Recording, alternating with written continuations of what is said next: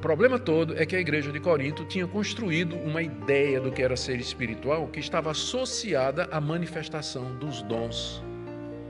Mas Paulo não pode considerá-los como espirituais, porque manifestações extraordinárias não garantem espiritualidade. Eu já mencionei da última vez, Judas fez todos os sinais e prodígios que todos os apóstolos fizeram. E Jesus diz que no dia do juízo muitas pessoas vão chegar dizendo assim: Senhor, em teu nome expulsamos demônios, fizemos milagres e curamos as pessoas. E Jesus vai dizer: nunca vos conheci, apartai-vos de mim, vós que praticais a iniquidade. Então, é uma concepção errada, infelizmente muito popular hoje, associar espiritualidade com manifestações. Os dons espirituais, eles não são evidência, nem de salvação às vezes, como é o caso de Judas, mas são ferramentas que Deus deu para a edificação da igreja, não são indicadores de espiritualidade. Se fosse, Paulo não teria dito o que disse para a igreja de Corinto: vocês são carnais, apesar de ter todas essas manifestações aí.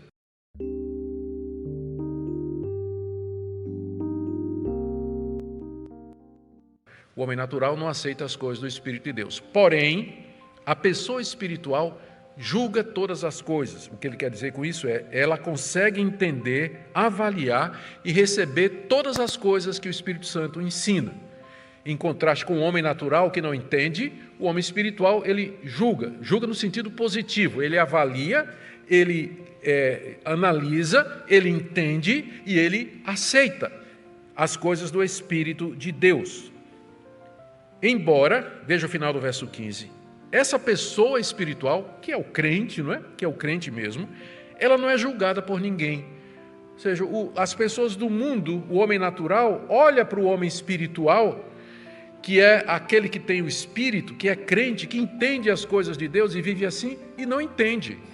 Né? Não consegue entender e discernir por que é que ela é assim e por que é que ela age dessa maneira. Está aí explicado por que é que o seu amigo descrente estranha muito o que você crê, a sua maneira de viver, a sua postura. Né? Está aí porque o mundo estranha os cristãos. Porque enquanto que nós podemos avaliar, discernir as coisas do Espírito de Deus, o homem natural, ele não faz isso, ele não consegue, portanto ele também não consegue entender a postura, a crença, as práticas do verdadeiro cristão. Aí chama de fundamentalista, vai chamar de retrógrado, vai chamar de, sei lá, né? Quantos adjetivos aí têm sido usados para se referir ao evangelho simples e puro, onde as pessoas querem apenas viver o evangelho de Cristo Jesus. A razão pela qual nós podemos, em contraste com o homem natural, conhecer as coisas de Deus, é que nós temos o Espírito Santo. E Paulo diz assim, ele coloca isso no verso 16 da seguinte maneira. Ele faz aqui uma citação do profeta Isaías. Eu vou ler a citação está em Isaías 40, verso 13. Isaías pergunta: quem guiou o Espírito do Senhor, ou como seu conselheiro o ensinou? Quem guiou o Espírito do Senhor? Que ser humano deu conselhos ao Espírito Santo? Ou quem foi o conselheiro do Espírito Santo para ensinar o Espírito Santo? Paulo resume essa citação da seguinte maneira, verso 16. Pois quem conheceu a mente do Senhor? Note que lá em Isaías a pergunta é: quem conhece o Espírito do Senhor e o guia e o ensina? Mas aqui ele troca isso dizendo: quem conheceu a mente do Senhor, uma vez que o Espírito Santo é quem conhece as profundezas de Deus. Ele já tinha dito isso nos versos anteriores. Quem conheceu a mente de Deus para que o possa instruir? Quem é a pessoa que conhece Deus a ponto de dar conselhos a Deus? A resposta é: ninguém. Mas veja o final do verso 16. Nós, porém, temos a mente de Cristo. Em contraste com o homem natural, que é refletido aqui nessa citação de Isaías, que não conhece as coisas do Espírito de Deus, nós temos a mente de Cristo. O que ele está dizendo? O cristão, ele pensa como Cristo. Ele tem a maneira de ver o mundo que Cristo tinha. Portanto, ele entende as coisas de Deus. Ele percebe as coisas do Espírito Santo. Percebe as coisas do Espírito Santo. Gente, que privilégio, já pensou nisso? que nós temos a mente de Cristo. O que é que isso significa? Que nós pensamos como Cristo pensava. Que nós olhamos para o mundo como Cristo olhava. Nós temos a visão de mundo que Jesus Cristo tinha. E como é que essa perspectiva nos é passada? Mediante o Espírito Santo.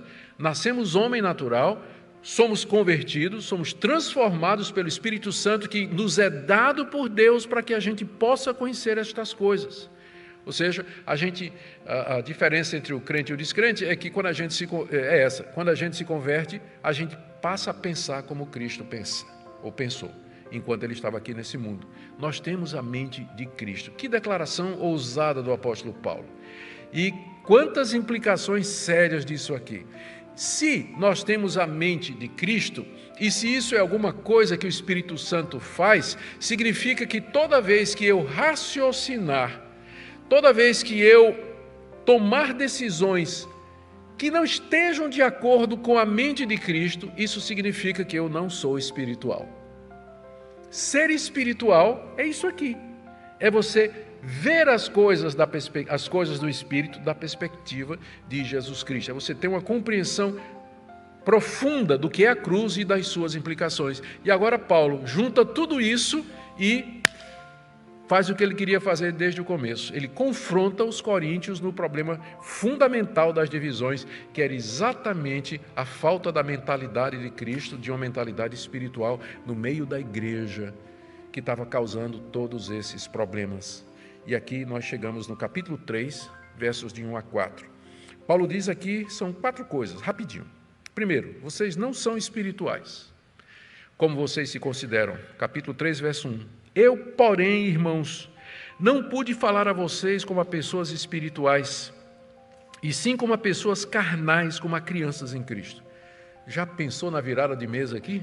Qual foi a reação dos coríntios quando eles leram isso aqui? Porque eles disseram, puxa vida, Paulo veio construindo, né?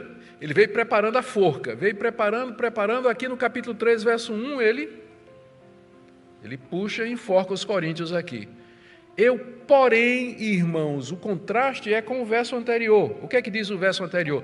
Nós temos a mente de Cristo, porém vocês não têm. Por isso que eu não pude falar com vocês como eu costumo falar com as pessoas que têm o Espírito Santo. Eu não posso falar, não pude falar a vocês como pessoas espirituais. Pessoas que têm o Espírito Santo e que têm a mente de Cristo. Paulo se refere provavelmente ao tempo que ele passou lá em Corinto a primeira vez. Lá na sua viagem missionária, quando ele funda a igreja, ele passou algum tempo em Corinto, pelo menos talvez 2 ou 3 anos lá em Corinto. Desde aquela época, Paulo já tinha sentido que não conseguiria, ou seja, que o progresso dos coríntios estava sendo lento. Por isso ele diz, eu, desde quando estive aí, naquela época, eu já não consegui falar com vocês como pessoas espirituais, mas sim como a pessoas carnais. Isso aqui é o segundo ponto que Paulo diz aqui. Vocês são carnais. Crianças em Cristo. É muito importante aqui fazer uma distinção por causa de uma ideia que vem sendo proliferada no meio evangélico há muito tempo e que foi popularizada pelo Scofield, naquela famosa Bíblia de Scofield. Scofield é um dos maiores representantes do dispensacionalismo. E ele foi que difundiu a ideia de que existem 3 tipos de crente, 3 tipos de pessoa. O natural, tudo certo, não tem problema. O espiritual, que aí é o crente maduro, e o carnal, que é uma pessoa que é salva, mas que ainda vive uma vida em pecado. Está vivendo, ele é salvo, mas ele vive na imoralidade, ele vive em compromissos errados, ele pratica desonestidade. E aí, essa divisão em 3 que Paulo faz aqui, são 3 categorias, não tem dúvida, ele está falando aqui de natural, espiritual e carnal, só que o carnal que Paulo está falando aqui não é em termos morais. Ele chama os coríntios de carnais em contraposição a espiritual, que aqui no texto é uma pessoa que tem a mente de Cristo e que entende as coisas de Deus. Então, carnal aqui, como ele explica, é ser criança em Cristo, que não tem compreensão. Uma criança, ela tem uma compreensão de uma criança, tem uma compreensão infantil do Evangelho. ela é imatura. Não tem nada a ver com moralidade, porque a Bíblia diz que se você viver na prática do pecado, não tem crente carnal nesse sentido. Se você viver na prática do pecado, você está condenado. Quem é nascido de Deus não vive na prática do pecado. Sem santificação, ninguém verá o Senhor. Então a Bíblia não deixa margem para isso, da pessoa ser crente e viver no pecado. Paulo carnal aqui é uma pessoa que é crente, mas que ainda raciocina, está pensando como as pessoas do mundo sobre certas coisas. E no caso aqui em particular, em formar grupos em torno de celebridades. Que Paulo diz que isso aí é carnalidade. Então, só existe crente carnal nesse sentido. Gente novo convertido, que ainda está aprendendo as coisas de Deus e que às vezes raciocina como pessoa do mundo. É muito comum isso. A pessoa se converte, entra na igreja, ela crê em Cristo, é crente verdadeira, mas quando chega em questões de dinheiro, ela ainda continua pensando do mesmo jeito. Ela lida com o seu dinheiro da mesma forma. Em relação à maneira como trata as pessoas ou como desenvolve o seu negócio, ela continua pensando do mesmo jeito. Isso é um processo que se chama de santificação, maturidade e que leva tempo até a pessoa rearrumar a cabeça. A igreja de Corinto estava a caminho, estava no processo. A essa altura, eles estavam para trás, estavam atrasados, e Paulo diz, olha, eu queria falar a vocês como espirituais, como vocês acham que vocês são, e vocês deveriam ser, mas na verdade vocês são crianças em Cristo, vocês são carnais. E aí ele traz as evidências, né? Aliás, ele diz aí no verso 2, eu dei leite para vocês beberem quando eu tive aí. Não pude alimentá-los com comida sólida, porque vocês ainda não podiam suportar, nem ainda agora podem, porque vocês ainda são carnais. Ou seja, era um problema crônico daquela igreja, uma igreja que realmente não amadureceu, não percebeu as implicações da cruz de Cristo. Não é de estranhar, agora nós chegamos na raiz do problema. Lembra que desde o início dessa série eu disse que essa é a igreja mais complicada do Novo Testamento? É uma igreja onde tinha problema de divisão, culto à personalidade, igreja com problemas de disciplina, problema de imoralidade, problema no culto, problema com os dons espirituais, problema teológico, tinha gente que negava a ressurreição. Qual a raiz disso tudo? Chegamos nela. É exatamente isso aqui, a falta de crescimento espiritual, a falta de maturidade, ou em outras palavras, carnalidade. Era por isso que aquela igreja era tão complicada. E é claro, essa é a razão porque igrejas são complicadas. Boa parte dos problemas que nós temos nas igrejas é exatamente por conta disso aqui. Por conta disso aqui. As evidências que Paulo diz, então. Né? Paulo diz, olha, vocês são carnais. Os coríntios podiam dizer assim, por aí. Como aí, Paulo? Nós somos espirituais. Nós temos todas as manifestações do Espírito Santo aqui. Nós temos línguas durante o culto, pessoas falando em línguas, isso é do Espírito Santo. Nós temos pessoas profetizando durante o Espírito Santo, durante o culto, isso é do Espírito Santo. Nós temos pessoas que fazem sinais e prodígios, têm visões e revelações, isso é do Espírito Santo. Por que você está dizendo que a gente é carnal? O problema todo é que a igreja de Corinto tinha construído uma ideia do que era ser espiritual que estava associada à manifestação dos dons.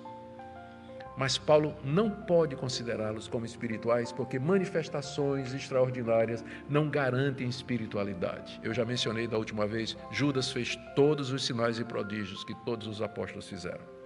E Jesus diz que no dia do juízo muitas pessoas vão chegar dizendo assim, Senhor, em teu nome expulsamos demônios, fizemos milagres e curamos as pessoas, e Jesus vai dizer, nunca vos conheci, apartai-vos de mim, vós que praticais a iniquidade.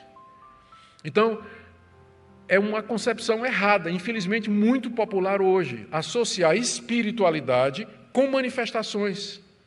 Os dons espirituais, eles não são evidência, nem de salvação às vezes, como é o caso de Judas, mas são ferramentas que Deus deu para a edificação da igreja, não são indicadores de espiritualidade. Se fosse, Paulo não teria dito o que diz para a igreja de Corinto, vocês são carnais, apesar de ter todas essas manifestações aí.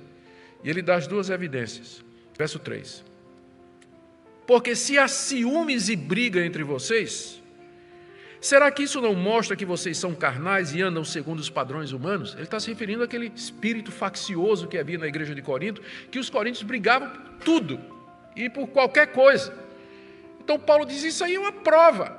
E a briga particular que ele está se referindo agora, vem logo em seguida, no verso 4. Quando alguém diz, eu sou de Paulo, e outro diz, eu sou de Apolo, não é evidente que vocês andam segundo padrões humanos, ou seja, padrões carnais? Voltamos à questão dos grupos, né?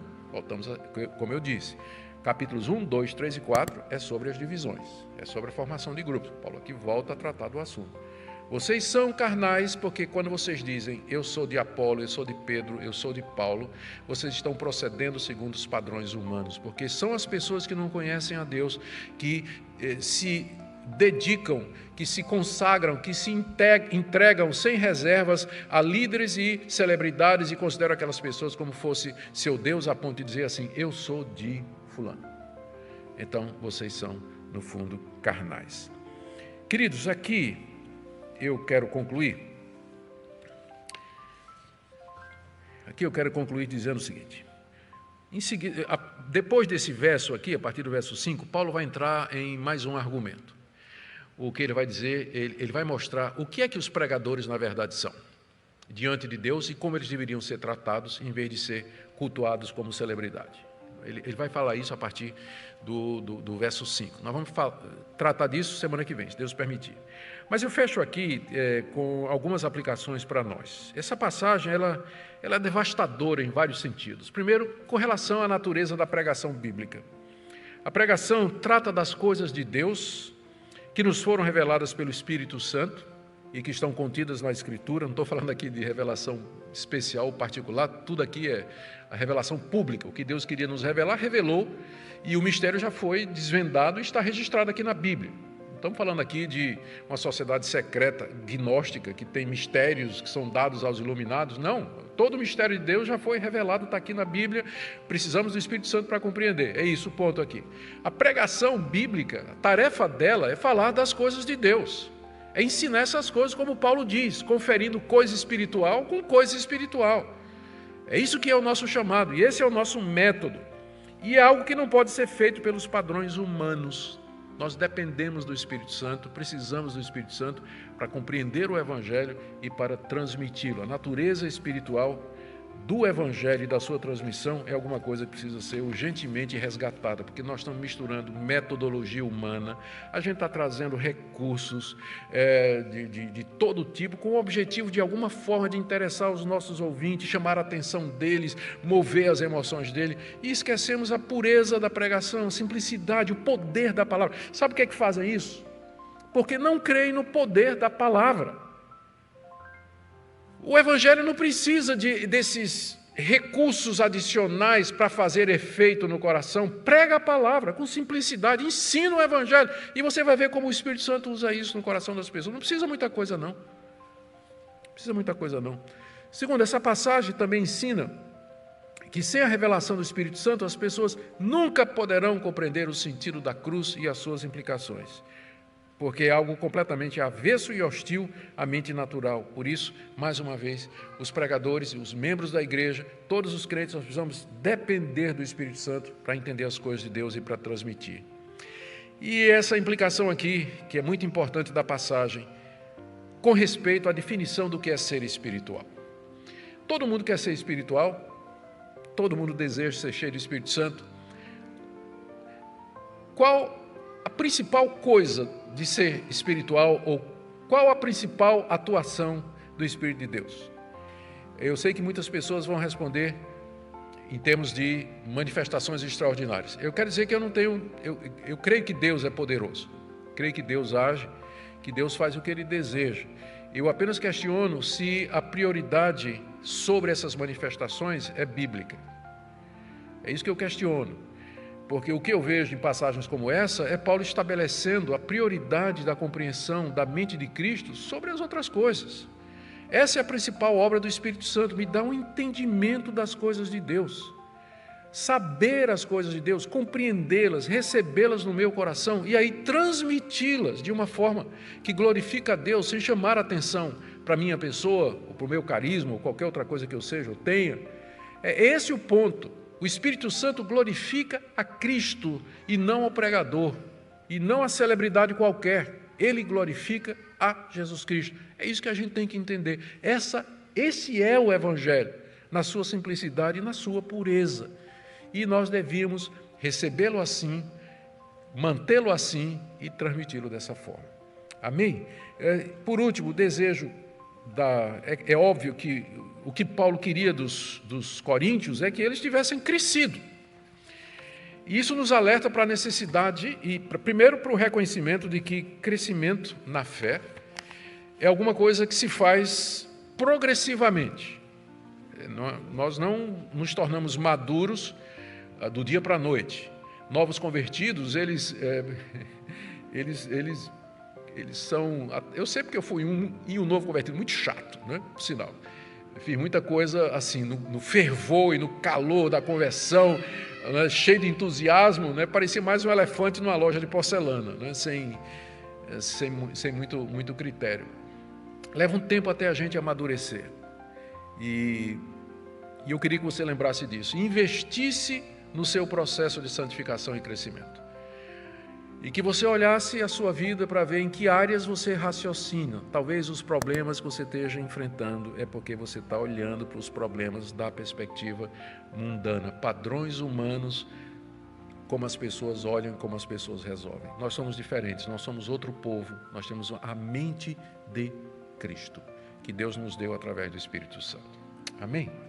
As Escrituras nos ensinam em Romanos 8:9 que se alguém não tem o Espírito de Cristo, esse tal não é dele. Esta afirmação clara e inegociável nos leva a um ponto crucial. A espiritualidade verdadeira não é definida por rituais ou aparências externas, mas pela presença do Espírito Santo em nossas vidas. A presença do Espírito é o que nos distingue como verdadeiros filhos de Deus, capacitando-nos a viver de modo que glorifique a Ele e reflita sua imagem. Porém, ser um crente espiritual vai além de simplesmente ter o Espírito Santo. Também se trata da nossa resposta a essa presença. A palavra nos exorta, em Gálatas 5:25. Se vivemos no Espírito, andemos também no Espírito. Essa expressão nos convida a uma vida ativa de obediência e submissão à vontade de Deus. Não basta que apenas tenhamos a presença do Espírito. É imperativo que manifestemos essa presença em nossas ações, palavras e pensamentos. Um verdadeiro crente espiritual é aquele que busca diariamente a direção do Senhor, alinhando sua vida às Escrituras. Uma característica marcante do verdadeiro crente espiritual é a transformação interior. Em 2 Coríntios 5:17, Paulo nos lembra que, se alguém está em Cristo, nova criatura é. As coisas velhas passaram, eis que tudo se fez novo. Essa transformação não se refere apenas a mudanças externas ou comportamentais, mas a uma regeneração profunda que altera o cerne do nosso ser. O crente verdadeiro deve refletir essa mudança, demonstrando amor, alegria, paz, paciência e todos os frutos do Espírito.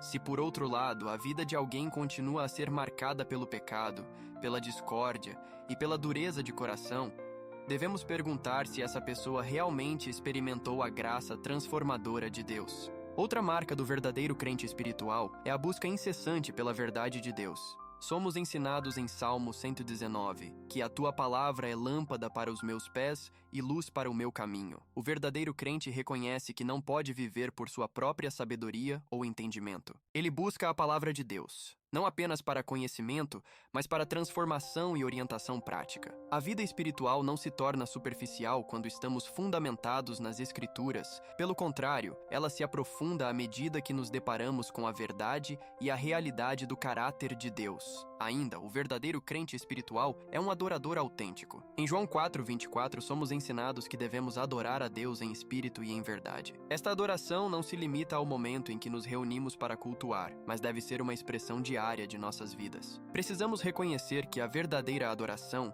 flui da intimidade que temos com Deus e se manifesta em nossa obediência a Ele. Isso significa que não apenas louvamos a Deus em momentos de alegria, mas também nos submetemos a Ele em momentos de dor e desafios, buscando sua glória em todas as circunstâncias. Além disso, o verdadeiro crente espiritual se compromete com a comunhão e a edificação da igreja. Em Hebreus 10, 24 e 25, encontramos a instrução para considerarmos-nos uns aos outros, para nos estimularmos ao amor e às boas obras, não deixando a nossa congregação, como é costume de alguns. A vida do crente não é um caminho isolado, mas parte de um corpo. O Espírito Santo nos une em uma comunidade, onde somos chamados a apoiar, corrigir e encorajar uns aos outros. A falta de compromisso com a comunidade da fé pode ser um sinal de que a vida espiritual está comprometida. Por fim, precisamos lembrar que o verdadeiro crente espiritual também vive na esperança da volta de Cristo. A certeza da nossa salvação não é apenas um alicerce para a nossa vida espiritual, mas uma motivação para continuar firmes na fé em Jesus Cristo.